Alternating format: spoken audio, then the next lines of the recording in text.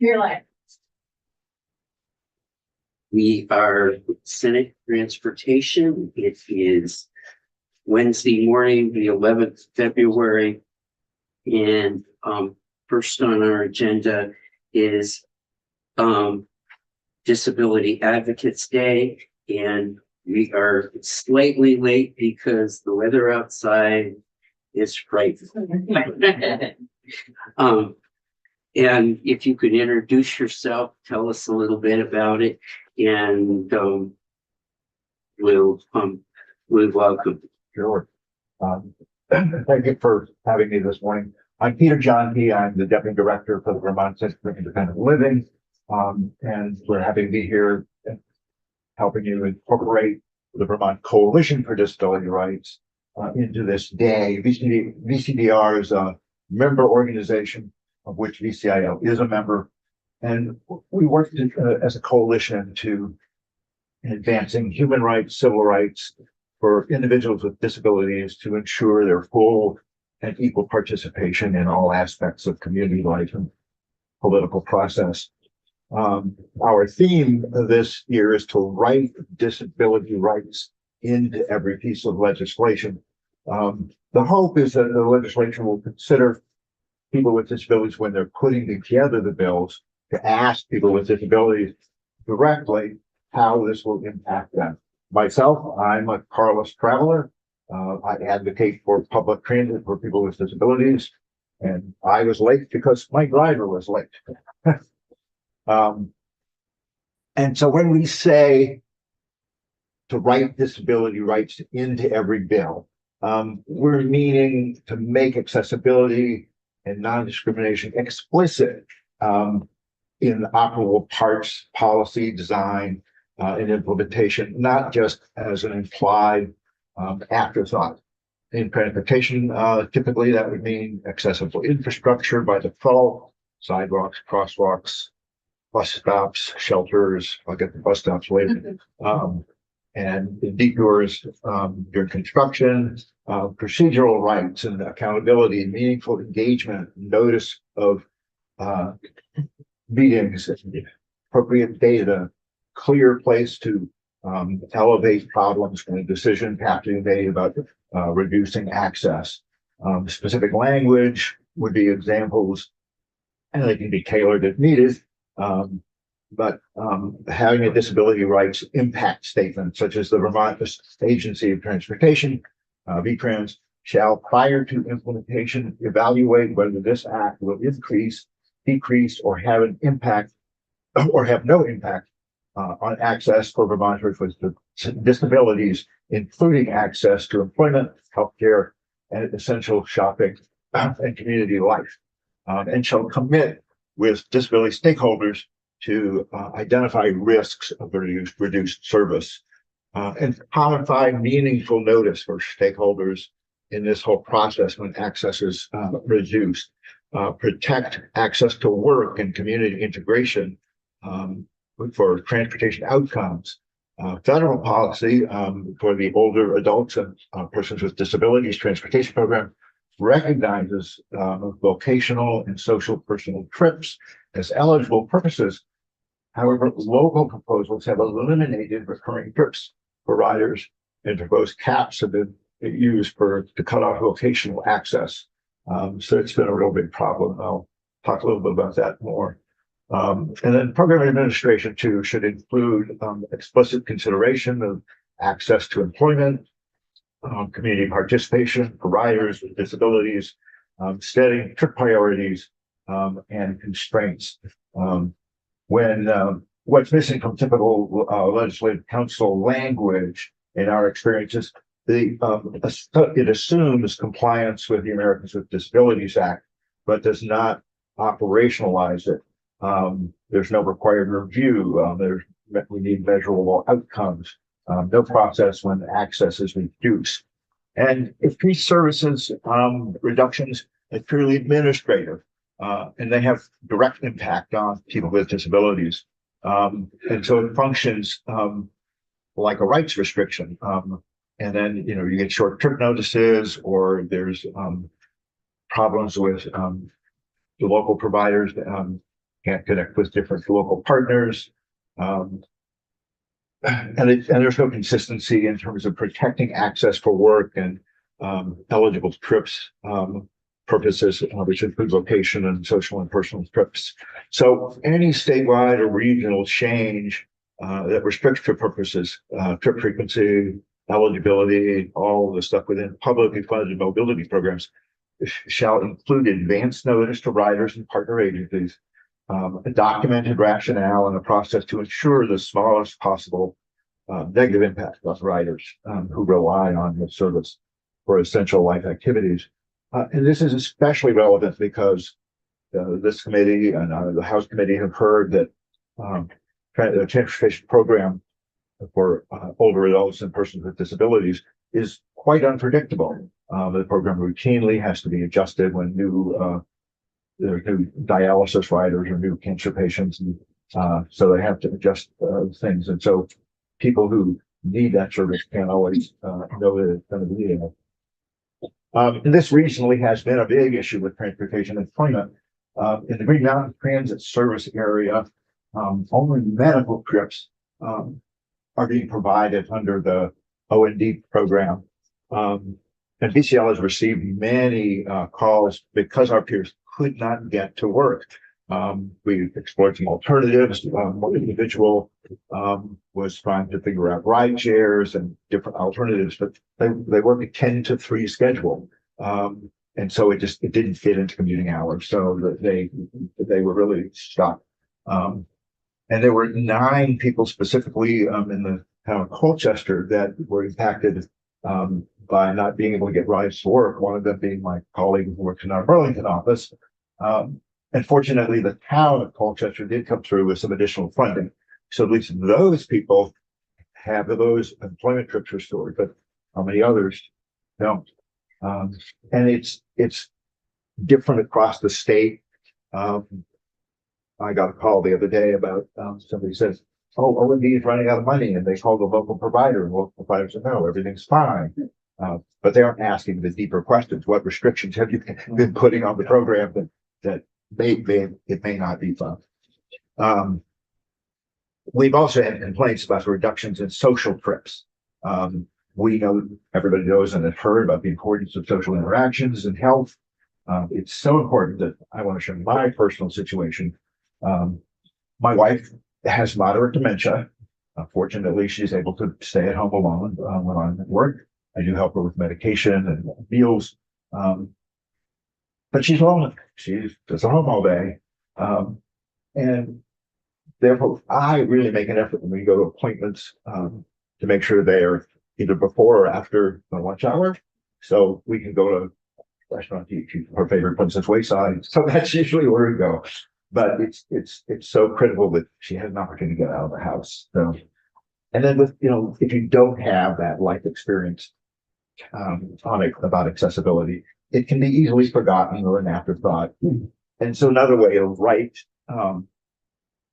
disability rights into legislation is when you're defining things in the definition section or the purpose of the bill. There is one bill I just happen to pick out, S-146, an act relating to transportation demand management services. Note the page number and the line number. And so it just says transportation demands services, and it defines what transportation it means. Oh, I left in the other line numbers that they have these plans to reduce vehicle mileage, and it can include telecommuting and a variety of different things, walking, bicycling, riding public transit. So I would love to see that language changed to just accessible transportation demand management or TDM, and then the rest of this thing, because I have personally found, and we've found as a disability community within BCDR, if you don't say it out loud, it gets forgotten. So it really is crucial to do that. So before I go on, any questions about?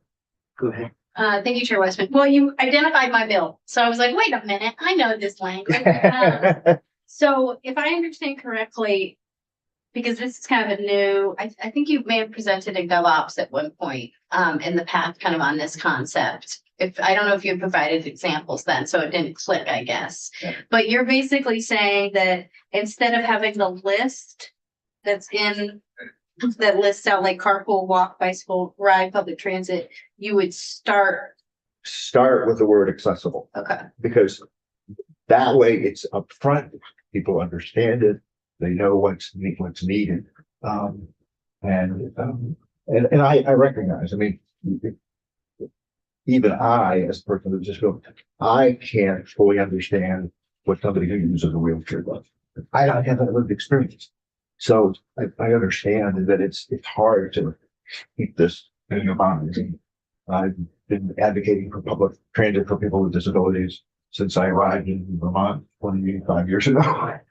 So I've been doing that a lot. is there a reference you would say that would be a value, like, because when I drafted the bill, you know, I worked with our lawyer. Mhm. Is there a word in kind of the legal framework? I know Senator Bihovsky has talked about universal design. Like, what's a way for me to communicate to the lawyer Yeah. how to get that type of thing? Just to say, I would like the language to reflect like disability rights awareness. Like, is that a good way to put that? That would be one way. I almost included in here, the accessible / universal transportation. But I was concerned that universal isn't quite, people aren't as familiar with that word when they hear it as they are with accessibility. So that was kind of why I cited that. I mean, ideally, we would move to have everything under universal design. And then it would automatically include accessibility. So that's down the road. Thank you, that's helpful. Can- So. Yeah, Another- Just a couple, Sure. so I am so glad you are here. Thank you very much for being here. And, I believe that we shouldn't have to, like, legislators shouldn't have to, get definitions of things. The V-Trans and the, our system should Yeah. include this, because it's part of federal law.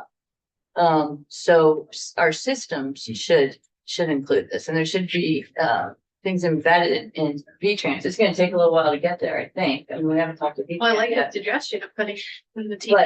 But like, we shouldn't have, I mean, yes, we should know them if we can, but that can't be our responsibility, because it's just not fair. We change, you know, so, and this is something that needs to So for continue. transportation, you make a point.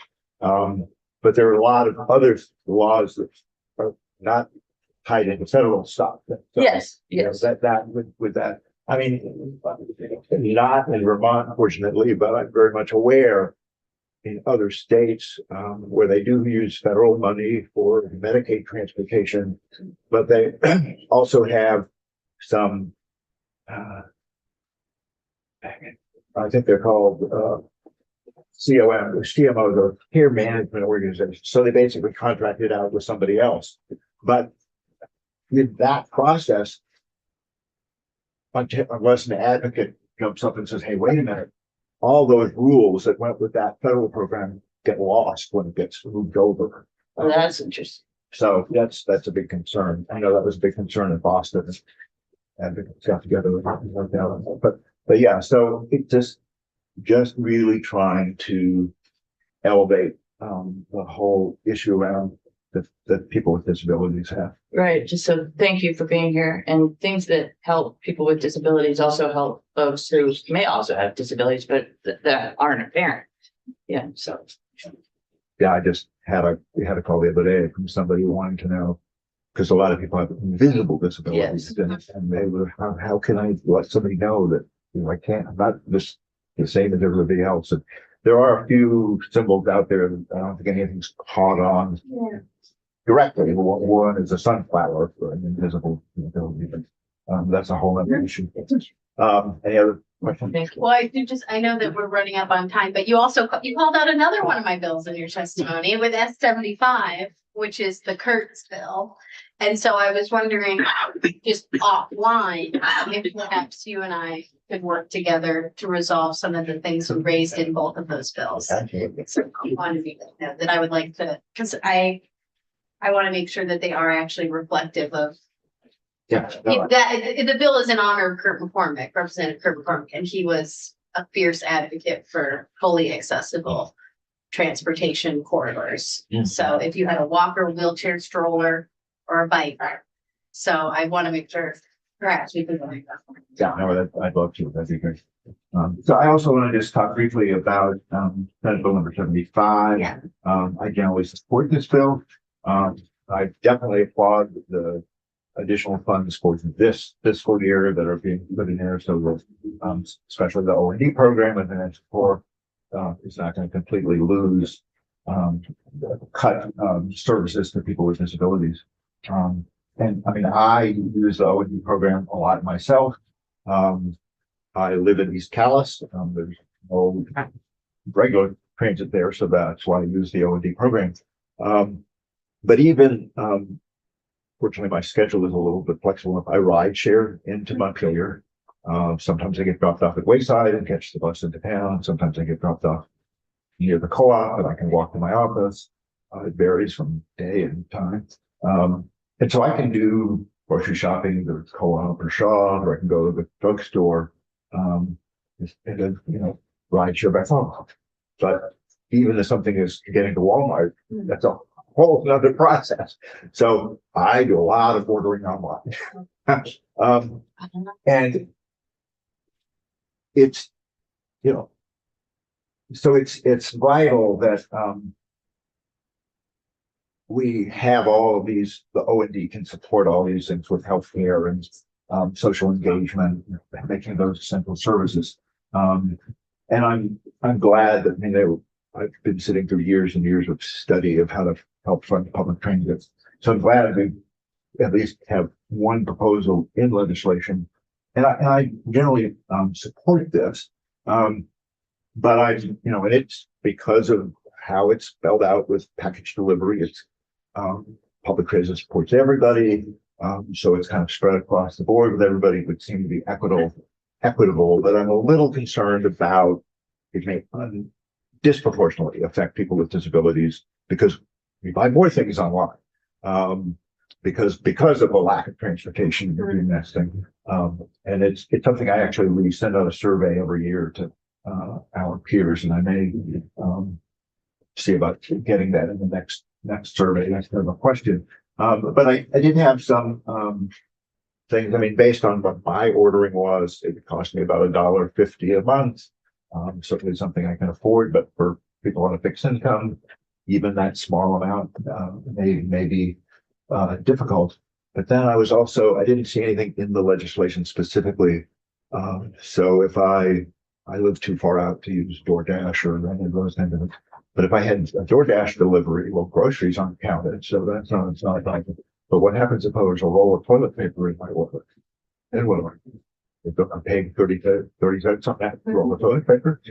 So there's some tweaks that may need to be done to that, to smooth it out a little bit. But I am pleased with it, and I do support it. And then I'm going to take just a minute because I want to really talk about infrastructure and sidewalks. And I do a lot of ADA work as well, head of our community access program. And I'm always telling towns, sidewalks are a program. They fall under the ADA for, local and state governments, that they need to be accessible. They need to, and understood it's maintenance issues in the wintertime, but there's lots of problems in the summertime too, with broken sidewalks and trees growing up through things. I could go on and on. But in the wintertime, for me, with my low vision, and I have only vision in one eye, so my depth perception is really poor. So it's really hard for me to know how high a snowbank is, or when I'm getting on or off the bus, or standing at the shelter and a pile there, and I'm going to have to step over that. So I figured out a way to solve that problem, for me anyway, Now this is my backpack. I can do this. So now I can just get that still out of the way and just move it so I don't have to worry about it. I mean, I have fallen numerous times and I said, I'm tired of this. So I'm gonna just do something that's gonna work for me. So that's one of the things I carry with me. Another reason why my backpack is heavy all the time, but that's okay. I'm happy to do that. So, any other questions people have? I'm happy to answer those. Well, we thank you very much for coming today and we will try to keep the issue of the disability community on our mind as we put together our budgets. We do believe sidewalks are important and good crossing and again, thank you for coming. Thank you. I'll definitely Yeah, what's connect with you. Yeah. calling out my bills? I gotta fix something.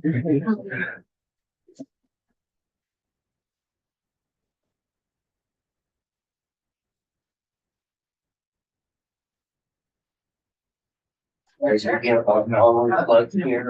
working on it. That's right. Nobody told me.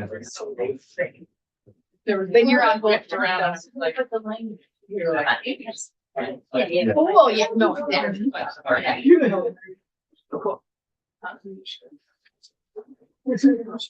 Thanks. Yeah, thank you.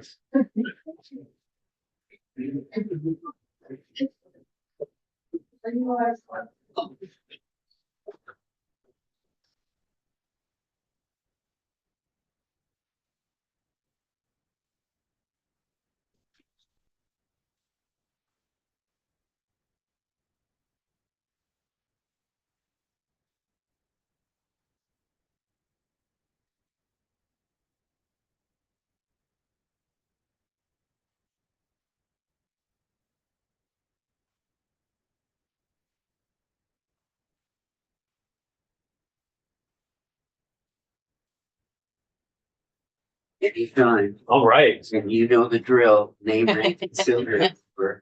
Sometimes I forget. Ted Barnett, Joint Fiscal Office. I'm here to talk to you all about local option taxes. This should be a general overview and primer of local option taxes. The pilot special fund, which is where 25% of local option revenue flows. We're also going to look at New York and Massachusetts as they have a different structure of, they give municipalities different abilities to levy local option taxes on, in the case of New York, sales taxes, and Massachusetts, occupancy taxes, and then talk through some considerations because, you know, as we're the revenue folks, when discussing taxes, we like to put forth considerations and kind of core principles when thinking about this is the tax types. And I might say to you that the senator from Washington and myself were at a legislative breakfast together, and there are communities in Stowe was the community we were in that are looking for local option tax increase above the 1% going to 2% and trying to include it in their charter. So if we can make sure that we cover what's permissive here under the statute now, and I think the reason they're looking at the charter is because they're looking to move around the base law.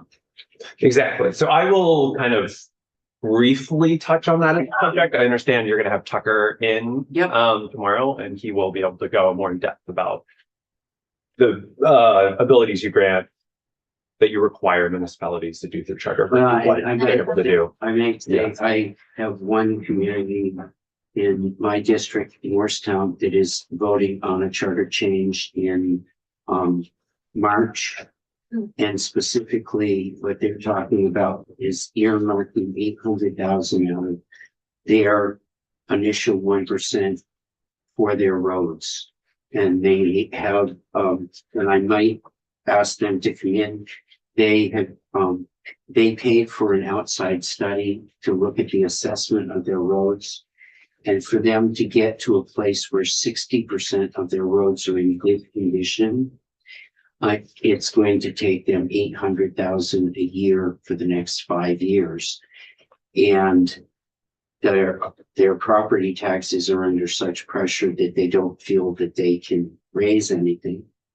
So they presented a budget that is flat, but if the local option passes, the first 800,000 per year will go into their local roads.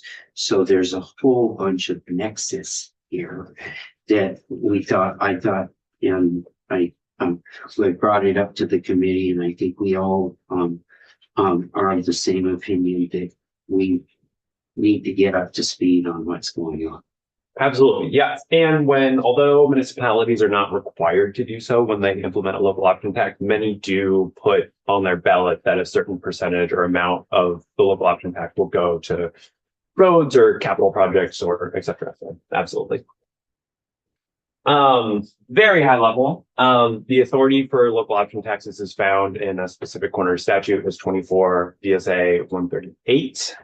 And in that statute, it allows towns to put a 1% local option on any combination of sales, meals and alcoholic beverages or rooms. A lot of times folks are doing all of the meals and rooms taxes, or the sales tax, or kind of the full slate of things, but someone could do meals and alcoholic beverages only, or just the rooms if they wanted to.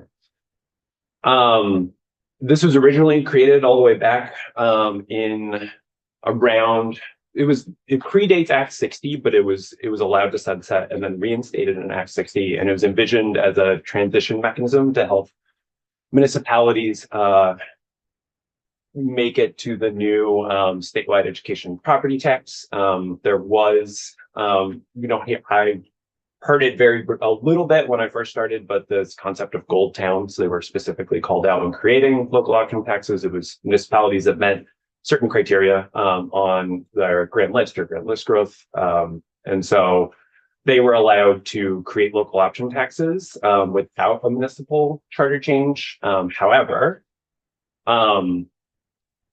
outside of those gold towns, most municipalities required a charter change to implement a local option tax all the way up until Act 144 of 2024. Now, under this new regime, it just requires the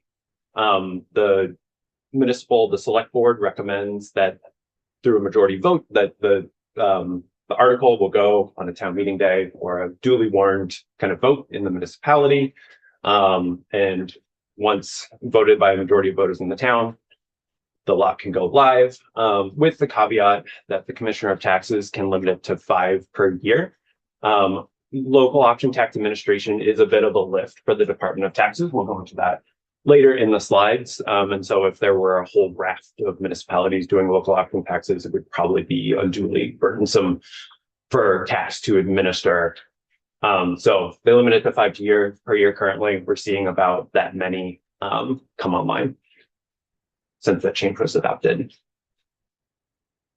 Go ahead. Thanks. Quick question. Thank you. Does the education expenditure limit, does that still exist? That the revenues cannot be used for education expenditure? I'm not suggesting that they should. Just want to know if that's still. That is still in statute. Okay. Yep. Thank you.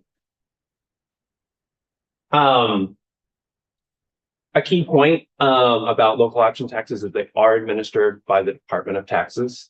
The Department of Tax folks, businesses in towns, right, are sending their sales or meals and rooms tax returns to the Department of Taxes, and then the Department of Taxes is figuring out how much revenue needs to go to each specific municipality. According to the 75-25% split, 75% to the town, 25% to the pilot special fund, minus a small return fee that is subtracted in the same proportions. So these return fees are in place to help tax administer local option taxes and also support the appraisal and litigation program. I get some questions about this, so I called this out specifically. A return fee is attached to each individual return submitted by a business, and some businesses pay their taxes monthly, some pay it quarterly. And so when you see later the amount of money collected by tax, I've had some people be like, that's a lot of money. What do we mean by return? So wanted to flag that here. Also our current 75-25% split was changed from 70-30. So towns were given a larger percentage of local option tax revenues last year. In Act 57, it went into effect October 1, 2025. So the 596 is taken out from the top, and then you do 75-25? Yep. Go ahead. Is that something new? No, the return fee has been around, it's been around for at least a decade. It was a little higher. Yes, that's been around for a while. I asked because I don't ever remember paying it. So Yeah. it's likely that when you're sending your return into the Department of Taxes, you're not seeing a specific line for the 596. The tax is kind of scooping that off from the back end. So I'm good. I would chat with the Department of Taxes on that one. Okay. I don't want to give you the clear preemptively So business is sending all the money they collected and then that 565. in the allocation. Yeah, I think we just raised a flag, you might be audited. This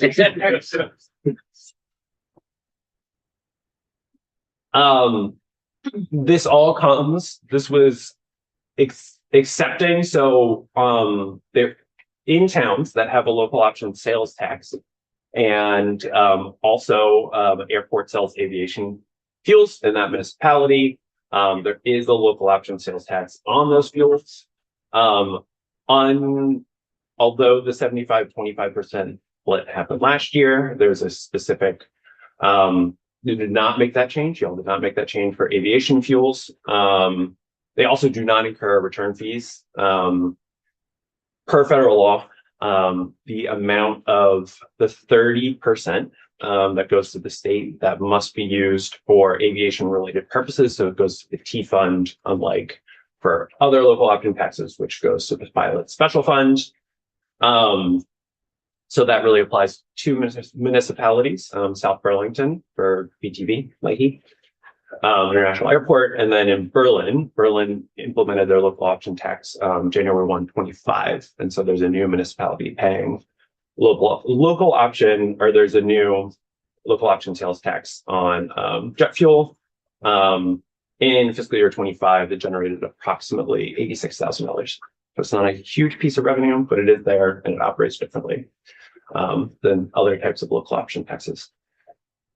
Just a quick question. Thank you. Do the towns have to use the funding for airport related? I see Chris Or nodding in the background. Yeah. Related? First for joint fiscal, yeah, that FAA regulation applies to the town share as well. And, I'm not an expert on the city of South Burlington's budget, but my understanding is they'd use some of their share of this for like noise mitigation activity and things like that. Okay, Activities directly related to BTV being there. okay. They could probably use it for transit to the airport.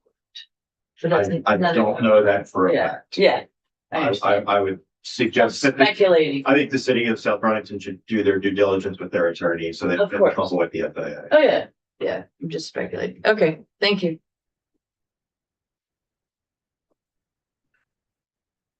There are two municipalities that have a different version of local option taxes in their town charters. So they went before the General Assembly, they got their version of a local option tax approved. These are Burlington and Rutland City. These taxes are collected at the municipal level, and so they retain 100% of the revenues generated. They're not subject to the 75-25% split. In Burlington, it's called the gross receipts tax. For admission, alcoholic beverages, amusements, and meals, that rate is 2.5%. Hotel motels is 4%, and short-term rentals is 9%. In Rutland City, it's the room, meals, and entertainment tax. It's similarly a gross receipts tax, but it's 1% on the businesses that provide lodging, meals, or entertainment. Go ahead. Is the short-term rentals, are they required to pay the lodging tax, the rooms tax? That would be on top of the like state, yeah, meals and rooms tax. So when thinking about, as I understand, Burlington very sharply regulates their short-term rentals. And so this differential rate might be part of that effort. You may not see a lot of revenues, given that the pool of short-term rentals might be small in Burlington. But yes, when thinking about competitiveness, this absolutely stacks on top of state rates. And can other towns do that if they change their charters? If they, yes. And voted we- on a that- charter change that- and all definitely approved we've it, done. yeah. They're in, that was part of my, they're in, it looks to me like it would be very hard for us to say no to a charter change from a community like Stowe. We've already set the precedent. Okay. Good to know. Thank you. Taking a look at revenues generated by local option taxes. This is from the Department of Taxes. They have a local option tax disbursement report. So two things. First of all, we will talk in the next slide about what caused some of the reasons behind the change in trend for local option tax revenues. You'll see from fiscal years 2017 to 2021, there was a slight increase, but it was relatively modest. And then starting with fiscal year 2022, revenues really took off.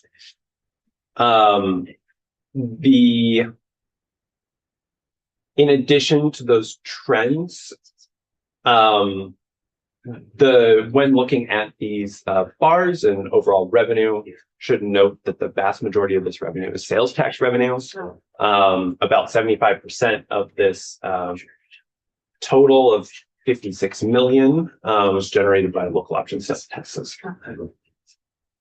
And since all of these revenues were collected before the switch in allocation percentage, this is reflective of the 70-30 split. And the T-Fund is just from the Gen fuel. That is correct. And it is so small comparatively in revenue, I should have noticed this, that you can't even see the Right, even on the chart. Yeah, you can't even. Zero. So the reason revenues really started to take off in 2022, it's a combination of two sources. First of all, the post-pandemic, we saw relatively large increases in consumption taxes. First part of this was spending on goods as opposed to services. I'm sure you all have heard discussions post-COVID. Folks couldn't go out to eat, couldn't go to the movies. I mean, there's a whole kind of set of things so folks were in their house, they were looking at their couch or their dining room table and decided to buy a new one because it was annoying them. So yes, there are also folks were receiving stimulus checks, right? And so we're putting at least a portion of that money towards spending on goods. So we saw a shift in the economy, and the growth you'll see in 2021. So this is a snippet from the consensus revenue forecast. Between 2020 and 2021 fiscal years, sales and use taxes increased by overall at the state level by 17.4% and then 7.4% between 21 and 22. Right now, you'll see the actuals to 24. It's really slowed down quite a bit, but the consensus revenue forecast looks at that growth happening more in line with inflation, 2 and change percent year over year. So those numbers are quite large comparatively. A similar but slightly different story occurred for meals and rooms. Meals and rooms really took a hit in the pandemic. As folks weren't going out to eat, they weren't going on vacation, but once the economy opened back up, meals and rooms taxes responded quite strongly. You could see the difference between 21 and 22. They increased by 50%. From what I understand, also that as the economy was opening up, Vermont was a relatively safe place. It was a relatively attractive domestic location for tourism. So very strong meals and rooms tax receipts after the pandemic. And since local option taxes are levied on consumption taxes, it makes sense that we see a spike in revenues for local option taxes. The second piece is, in addition to strong consumption tax revenues, the number of municipalities with a local option tax really started to increase after the pandemic. You see in 2021, 2020, there were 21 municipalities with a meals and rooms tax. That increased to 32 by 2025. Similar story for sales tax, increased from 16 to 25 by 2025. What was the other place that started selling jet fuel in 2025? Berlin, NAP. As far as I understand, NAP sells jet A. So that's broad level overview of local option taxes. We're going to spend a little time with the pilot special fund since they receive 25% of local option tax revenues. Broadly speaking, the general pilot program compensates municipalities for the assessed value of state-owned buildings, prisons, UVM buildings. For UVM, the amount that towns can receive through the pilot program is capped at $750,000. I pulled some examples of state-owned buildings for y'all and tweaked them. I've done this in other committees, but tweaked them for y'all in the last two.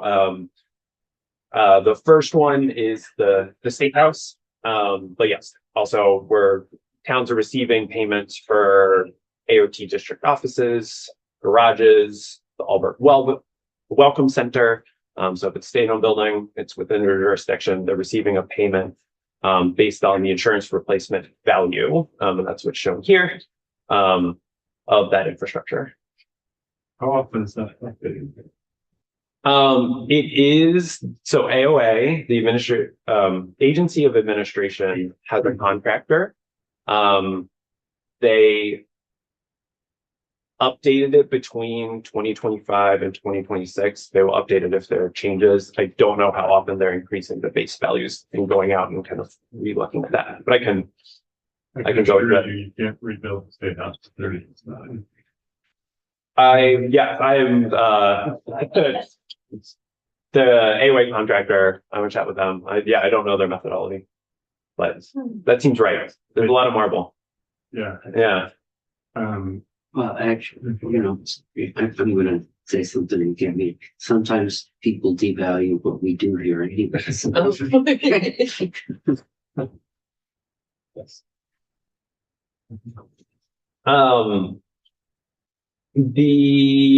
In fiscal year 2026, the general pilot payments. So this is base payments for state-owned buildings. This is including kind of additional appropriations that are paid for from the pilot special fund.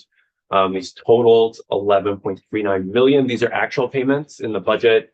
This appropriation was 12.2 million. There is also a $40,000 appropriation for correctional facilities, which is included in here. It does not include in the budget. There's a supplementary payment for Newport and Springfield. The actuals are slightly different than what's in the budget, and we won't see those until the end of the year. Yeah, we cut deals with both of those communities to take the prisons.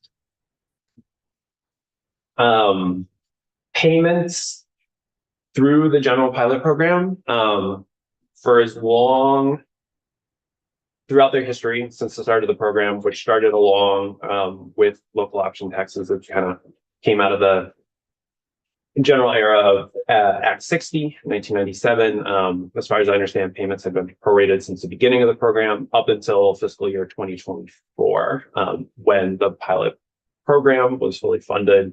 It's able to be fully funded, right? As we talked about, much more revenue generated through local option taxes. So they didn't pay the full value. They did not. On the replacement value. And I later on have the information on how much the prorations were for their fully funded. And can I ask still on the building values, which is the replacement value, are they changing that? So I think I've heard other comments about the pilot funds around 12 million, and it will be 12 million. Would it go up if it's going to reflect the replacement value? That's a good question. And I'm going to move to this next slide. What is placing a lot of downward pressure on pilot payment right now is the CLA. So you'll see the first step in the pilot payment calculation is that the total assessed value of state-owned buildings is multiplied by the CLA. And since we're seeing CLAs decrease, in other words, property values increasing in towns, that serves as kind of a way to, even if values through insurance replacement value are increasing, decreases in the CLA are going to mean that It raises that. yeah. But is the value of the building automatic? Like, is that automatically figured into the, I mean, we gotta still appropriate it, and if there's not money in the fund, we probably wouldn't, but is the value automatically just that when those values get updated, it automatically goes into the formula, so the pilot payment would be more unless we said no. So right. So what TAC is doing is they receive the full state building inventory from the Agency of Administration, and that includes for that year, for that fiscal year, what the insurance replacement value is. And so they add that up for the town. And so they're refiguring that calculation every year. Okay. Yeah. So, for example, in the town of Johnson, campus for the college is on top of the hill, and they, is it the CLA why they have over the last 2 years seen significant decreases in their payments? Yes. And over this time, there has been a slight increase in Johnson's kind of the total value of state-owned buildings within Johnson, but the CLA has decreased so much that their pilot payment has gone down over the past couple of years. Yep. Just a quick clarification. I just want to make sure when you say total assessed value, that's the grand list value. That is the insurance replacement value. So and- why would we not use the grand list value? There, I regret taking the slide out. It's in another presentation. There are some advantages of using insurance replacement value.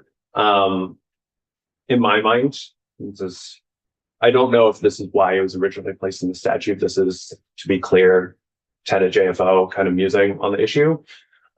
Is that one advantage is these values already exist, right? The Agency of Administration is maintaining their insurance replacement values for liability purposes. Second, it provides consistent valuation across the state. You're not relying on local listers to go out and, for example, in Montpelier, value the state house. And so state-owned property is wide and complex. The state actually owns ski lifts. There's the example I use quite frequently is there's something in Randolph called a biodigester. And so there's a lot of technical property that's out there. And so having values that already exist that are consistent across the state and done by a third party makes sense within this calculation framework. But it would be a policy choice to change it to assess value. There are, when this comes up, questions about why it's insurance replacement value versus assessed value. Absolutely. Yeah, and that's interesting. It just seems the CLA is really, that's supposed to equalize between towns. So it seems like, I don't know why you would use CLA when you're using insurance, but that's a longer question. Part of the logic is that the CLA in the education property tax is designed to bring locally assessed values to a common statewide level. And since here you have a common statewide level, to make the value of these buildings reflect local listed values, you would multiply it by the CLA. I also think this potentially was a policy choice to limit the cost of pilot when it was first implemented. That's also a possible explanation, but it is a part of the calculation. And there are estimates of, if the legislature were to pursue removing it from the calculation. But Go ahead. yeah, And why are we changing by the 0.01? that's to bring it to grand list value, similar to the education. Yes. Mhm.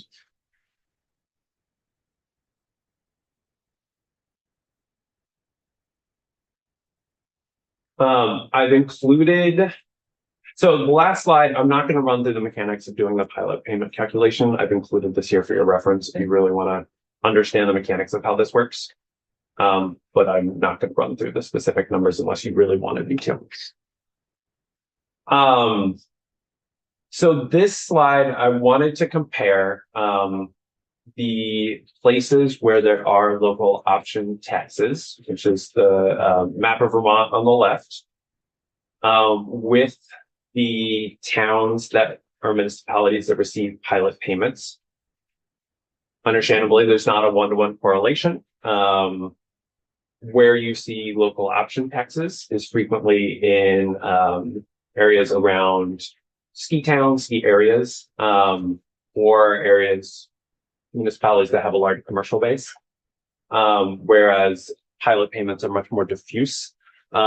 General comment about magnitude of pilot payments is you'll see on this map, the darker colors, the darker blues reflect higher pilot payments, whereas you get to this kind of greenish, light greenish color, those are smaller pilot payments. A lot of municipalities are receiving relatively small pilot payments. Maybe they have some state park infrastructure. They have a couple lean-tos in their town borders. Maybe they have a single AOT garage. That a lot of these payments are relatively small. Where you're seeing larger payments, understandably, Montpelier, for the whole kind of state infrastructure and complex.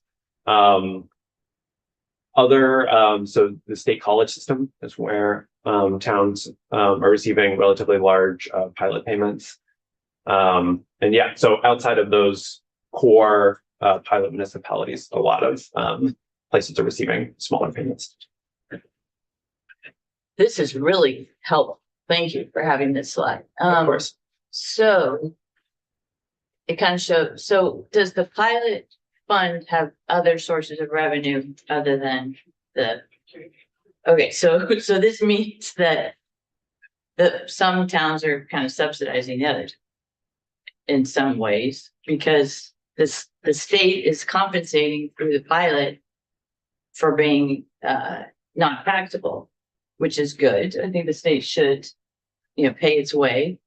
But it's getting funding from some towns and using that in other towns.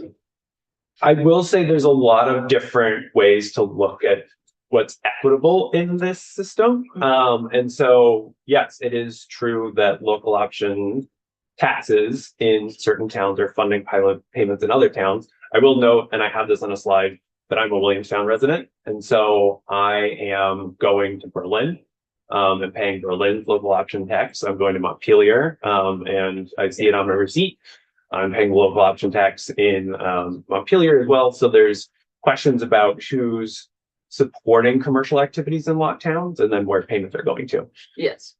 Yes, and just to follow up, so there could be very good reasons for that and logical reasons and appropriate reasons, but it's just important to note it and to understand how that works.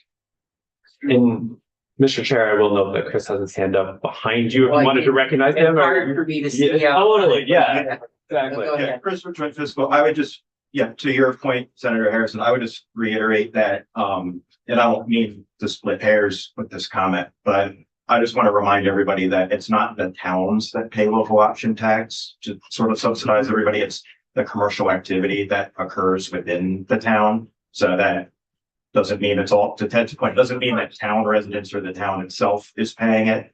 But I'd also just like to remind the committee that, yes, that's the case, that the towns that generate the local option tax, that revenue then goes to other towns. But you could say that about everything state government does as well. Yeah. You could, but this is when someone, this is a longer conversation. Yeah, but everything we do when we collect revenue goes to, there's not a direct connection between who's paying the taxes and who's receiving state funds. Right, but it's helpful to know the flow of funds, and this one is pretty straightforward because there's no other funds that support pilot, and so that's notable. Okay, thank you. I would say, that the place that always comes to mind for me is Williston. And Williston particularly comes to mind because that's where all the box stores are. And everybody that travels to the box store goes mostly on the interstate or Route 2. And so everybody from miles around is paying their local option tax. And I certainly would like to be fair to Williston, but yeah, you know, yes. So that's a good conversation to have. Yeah, it's an extremely good conversation to have, and the balance that you keep in that between the host community and the rest of the state is something that I think is part of the point of why we're here to talk Good. about this. Do you mind if we hear from the league? I know that. Well, Josh is in. we're gonna get our ground under us for this, and Oh, we just had his hand, so I didn't know. Just a point of, is there a breakdown of online sales? Because the Wayfair decision sort of changed that dynamic, that all sales online purchase, we you know, so I don't know if there's a breakdown. We're trying to, yeah, we're trying to get our feet underneath her and you know, I specifically asked Josh to come to. Yeah, that's what I just thought. And we, and we're just getting started here. Within the pilot special fund, it'll make sense that the general health of the pilot special fund is reflective of the story we were talking about with local option taxes earlier. The revenue and expenses in the pilot fund were closely matched between, in this chart, kind of since the beginning of the pilot special fund, but in this chart from 2017 to 2021, revenue and expenses are pretty close. And you'll see on the table below, this is reflective of the proration. So there, in other words, there wasn't enough revenue to pay for the full pilot payments in municipalities across the state. And so every year as part of the budget process, appropriators were trying to figure out, based on how much revenue we have available, how much can we spend on the pilot program. But once post-pandemic, consumption taxes really started to respond. Once more towns with local option taxes, once they came online, revenues started to outpace expenditures. It took a few years to have enough revenue to be able to fully fund pilot payments, which started in 2024. But the ending balance in the pilot special fund increased from about $4 million in 2021 to over 15 million. So almost right at 15 million in fiscal year 25. Thank you. So in the years, so 17, 18, 19, the state didn't fund the pilots completely. Mm-hmm. And I guess that was because of statute. There was not enough revenue in the fund, and so the statute specifies that if there isn't enough money to make the pilot payments shall be prorated by whatever percent. So the ending balance, why didn't they use that funding to make the pilot? Part of it is, I think, fiscal conservatism. You don't want to fully draw down the balance or mismatch, kind of overspend each year and pull the fund into deficit. I don't know for sure, but that would be It just the seems best strange, understanding. Yeah. because the reason to have a balance is that, well, it just seems strange that they wouldn't have used that money to pay the towns. And part of it is, right, you're trying to, before the revenues that come in, you're trying to understand how much consumption tax activity is going to happen. You may not have a perfect window on that. You're going to conservatively budget your pilot payment, and maybe revenues come in a little higher, so they built a balance, but you don't want to then dive into the balance the next year and spend it down. If a recession happens, or it could easily go the other way, right, where you've budgeted a certain amount for how much revenue you think is going to come in. the economy softens, you receive much less revenue. If you don't have balance in the fund, then that all disappears and then the fund is in. Right. Yeah. I understand that with a regular fund where you have operational responsibilities, but this is basically, you're giving the money back to the towns. Or you're paying your taxes, actually, is what it is. That's the town, the state paying its taxes to the towns. And live well. And so having a balance is it's just kind of strange. But I'll leave it at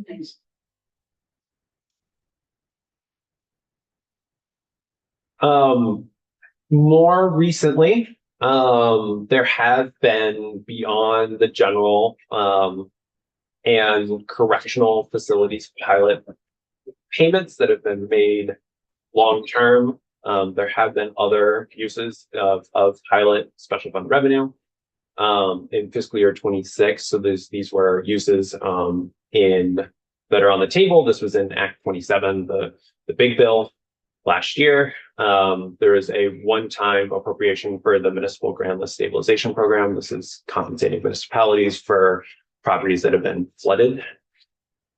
And then there was an item that was available to help towns cover kind of road improvements that were not covered federally. And so that was $1.15 million of an appropriation last year. As I understand, there was a lot of demand for that appropriation. So yes, there are last year there were additional uses of pilot special fund revenue. In addition, the BAA, this is as passed by the House, it should say here at the bottom in this bullet. It included additional payments from or appropriations from the pilot special fund. One is a $500,000 appropriation to PVR to inventory and create a valuation model for communications property. I referenced that because part of that discussion intersected with transportation, right? Trying to understand communications property. There's the whole discussion of right-of-way leasing for communications property. And so there is that bill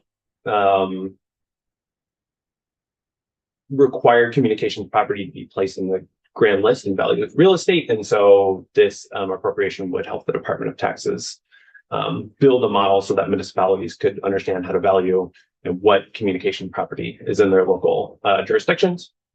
And then the BAA that's passed by the House also includes $3.41 million for reappraisal and listing payments. That payment did come from the general fund, but in the BAA, it would come from the pilot special fund. At the bottom line, if and we're moving in the direction in the Senate towards using the funds from the pilot fund for those two, what is the bottom line of what's left for surplus within the pilot fund? It's a good question. I know Chris, when that bill was being considered in the House, put together a table that would show the overall kind of an estimate of where the fund would end up at the end of fiscal year 26 if those changes were made. I will note that in this table, for example, the general pilot payment, it's appropriated for $12.2 million. The actual payment ended up being $11.4 million. The grand list, municipal grand list stabilization program, the actual spending in FY26 is about $80,000. So this appropriation was intended as more buildings complete the pilot program. And Chris, I was stalling a little bit. Sure. So Chris from Joint Fiscal, those of you who are on the Appropriations Committee will remember that I shared this with you a couple days ago, but we worked with the tax department to sort of figure out what are they projecting the expenditures will be based on these appropriations activities. And based on their estimates, if all of these sort of changes and those shifting of those costs happened in 26 and in 27. The pilot fund would end FY 27 with a surplus of a little over 11.6 million. I would note that, you know, that is dipping in a little bit to the surplus, but in the future, Tax and JFO both think that, you know, since the conservative budgeting that Ted mentioned on the pilot payment appropriation, as well as the fact that more towns are likely to adopt local option taxes, and some of the things Senator Westman's been mentioning, the revenue picture is likely going to increase too. So we're not particularly worried about the fund's ability to absorb these costs in the near term. We would caution the legislature to avoid adding additional recurring costs in the current revenue picture at this point in time, though. I'm going to speak just for myself. This really is though that first percent.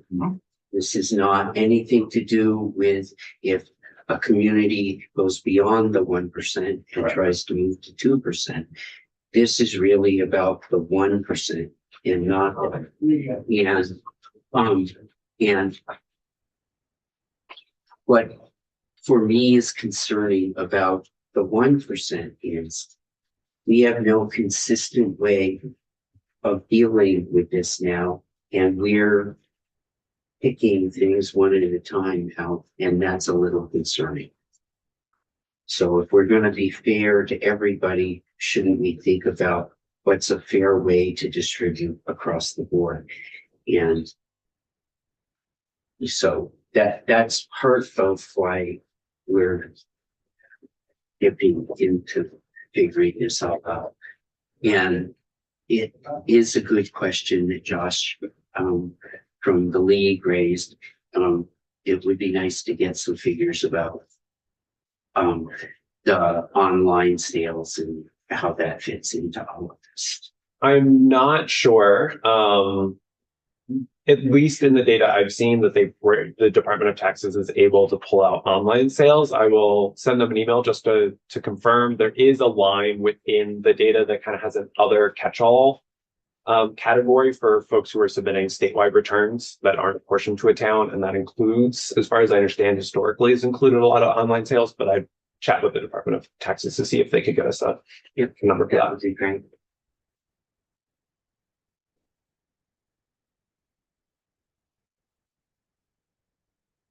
And if that fails, there are ways to look just generally at the amount of consumer spending that's happening online and apportioning that to Vermont. So if that fails, I can provide a general picture. Okay. So this is showing pilot provisions in the governor's recommended budget for FY 27. A lot of the line items will we've discussed in the previous slide. So the appropriation is carried forward from fiscal year 26. So are the total payments to towns with state correctional facilities. The $3.41 million in additional costs for reappraisal and maintenance of municipal grand lists is in the governor's recommended budget. And we'll note that we will have to see which municipalities adopt local option taxes. Heard that, you know, there are a number considering. Does anybody keep track of who's putting on the ballot this year at either expansions or adding or that activity? Does the tax department track that? Yes, okay. Yes. Hi, yeah, Sarah Gerald from the tax department, yes. We will be looking to get somebody from the tax department in here to talk about that. Great. Yes. My low tech method is I have a Google alert for like local option tax and Vermont, and it like kicks in. So I know Milton and I think Warren are some of the ones considering local option taxes. But the tax department does a better job than I do, I'm sure. So transitioning, we're out of the pilot special fund. This is looking at other neighboring jurisdictions, other neighboring states that have different structures for taxes that local jurisdictions, whether the counties or municipalities, are able to implement. The first one is Massachusetts, which gives local municipalities, gives them two different mechanisms to raise local revenues. So these are layered on top of the state occupancy excise tax rate of 5.7%. Municipalities can add up to an additional 6% on rooms, and they can do a 3% short-term rental impact fee. And in that impact fee, 35% of the revenue must be used for affordable housing. Of 352 municipalities in Massachusetts, 233 of them have a local occupancy rooms tax. So a lot of municipalities have taken the state up on that provision. A smaller number, 42, have a short-term rental impact fee. These revenues this whole program is administered by the Department of Revenue. And so that's one example. The next one is New York State. And this is looking at their state, looking at their sales tax. The base state sales tax rate is 4%. Counties can add up to 4.875%. And then counties share a negotiated percentage of that local county revenue with cities within that county. And it varies quite a bit. Some counties, their percentage share was about 40%, and others were sharing just 6%. So it really depends based on the county in New York. And this is collected by at the statewide level. And provided there's a publication that shows the differential rates by different counties. You'll see that a lot of them have taken the state 4%, added a county 4% for a total rate of 8%. And a number of them have also gone to the full 4.875%. Yes.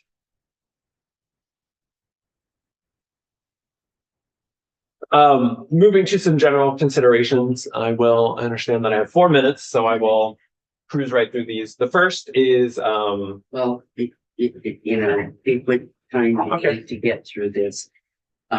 I'm not envisioning the next is going to take a half an hour. So okay, great. Then we will spend more time considering. So the first one is complexity. One of my favorite pieces of testimony, I do have favorites, was given by the Department of Taxes to Senate Finance all the way back in 2023, talking about local option tax administration and how they do it and how they figure out, especially for transactions that happen online, which transactions are happening within a specific town. And this is complicated because, as this map shows, this is what they provided to the committee. And I don't want to steal 100% of their thunder, because if they are coming in, I'm sure they will be able to give a more fulsome exposition on how challenging this is. But this map shows the different colors represent the USPS address. So when you write down your address to send a letter, a lot of folks in Middlesex, within Middlesex's town boundaries, their address says Montpelier. So if you're doing a transaction online and you're entering your address, that retailer has to have a way to figure out that transaction, if Middlesex, I don't think they have a local option tax, if they had one, figure out how to apportion that revenue to Middlesex. And it's a whole challenging operation. Appropriate them up too. Correct. Yes.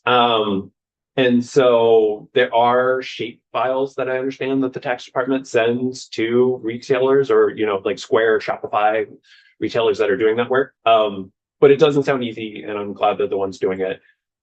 So as you're thinking about local option taxes, these challenges are here. And the Department of Taxes has to do a lot of work because of Vermont's kind of quirky and rural landscape.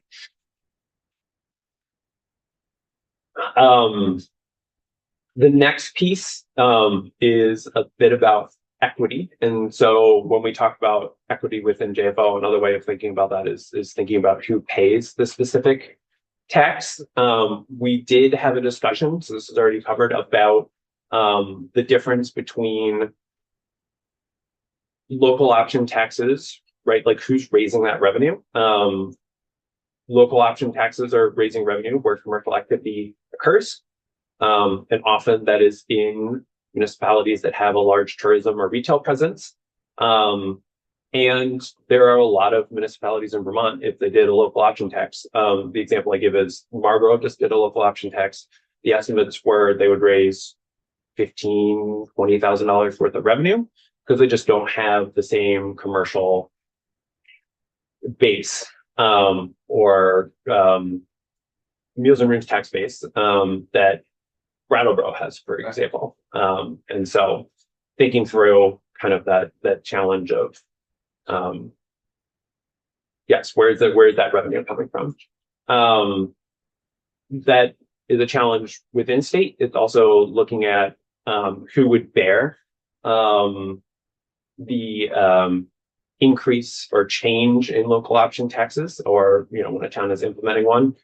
For the rooms tax, that revenue is largely being paid by out-of-state visitors who are coming to stay in hotels or motels or short-term rentals.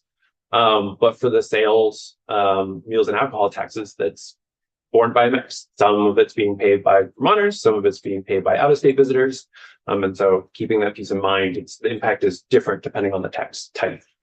Finally, this says sales tax in general, consumption taxes are regressive, meaning that folks who have lower incomes are spending more of their incomes on goods. And so any sort of change to consumption taxes are likely impacting lower income folks more than it's impacting higher income folks. And then finally, thinking about competitiveness. So a local option tax, someone who's coming to Vermont or thinking about their spending, whether they're spending in Vermont or New Hampshire, they're not considering local option taxes differently than they are state taxes. And so looking at our total rates, including local option taxes compared to neighboring jurisdictions, is important. Within the sales tax, most other New England states have a sales tax rate of between 5.5% and 7%. So once right towns with the local option tax are kind of at the upper end of that, towns with, who are increasing beyond that 7%, if you all gave them that authority, would be less competitive from a sales tax perspective. Meals, similarly, Vermont has the highest meals tax, or is tied among neighboring states. Within lodging, we'll just note that it's very hard to make comparisons because oftentimes local jurisdictions have the ability to raise different rates, and so it's hard to get an apples to apples comparison. So helpful to keep rates in mind. It's also helpful to look at it's a different competitiveness means something different for Hartford, right, which is right on the border, versus Stowe, which doesn't have the same kind of cross-border consideration. Really, Hartford's looking at folks could easily go to New Hampshire and pay no sales tax. They still shop in Hartford. And in Bradford. Yes, exactly. And so, we bring up competitiveness, but folks may have a rate, folks are making their individual spending decisions, and they may decide that the differential in tax rates doesn't impact them. That's it. That's all I have for y'all. Go ahead. Other than the issues around aviation fuel and transportation fuels, having to go for transportation, are there other restrictions? Like they came up, I can't remember when you were in appropriations, if we talked about this after you were there, part of your testimony about option tax and purchase and use. Are there things that would prohibit that other than the current statute would need to be changed, or other things you might want to tax, like the amusement tax that other cities have done already. Not that I Is it just can. limited by the creativity of the minds of local officials? As far as I will like double check with Kirby and Legislative Council just to make sure. I think the things that are preempted, like the internet, for example, it's just, you can't tax it in general. And cable, like you couldn't do cable or electricity. I'm assuming there's some things that they couldn't do because of other state laws outside of the pilot law or federal law. Yes, I'm not aware of any, but let me check with Kirby, just to double check. Did you see why a town could do a purchase and use local purchase and use thing? Not that I know, I can't think of anything off the top of my head. Dylan rule, Well, right? Can they do? I mean, they would have to do I don't know, Chris has some, Let's do a charter change. yeah, they would have to do a charter change, but I don't know about yeah. There- And Let's say that. Yeah, right? But we only give an exemption to local option type, but that was what we're saying. You might want to hear from DMV on whether there's any limitations from their perspective. It's a different tax. Yeah. They administer. it would be a different different from us. And I might say to you the same, not in every case, but the same communities that you have a local option. South Burlington, for example, or St. Albans Town are where, a lot of, and they're already the communities that have a good local option tax base, so, you know, but anyways, thank you. This is not the last we're going to hear from you. I'm thinking we'll take a 5-minute break. And then, we'll see, we'll be back in Matt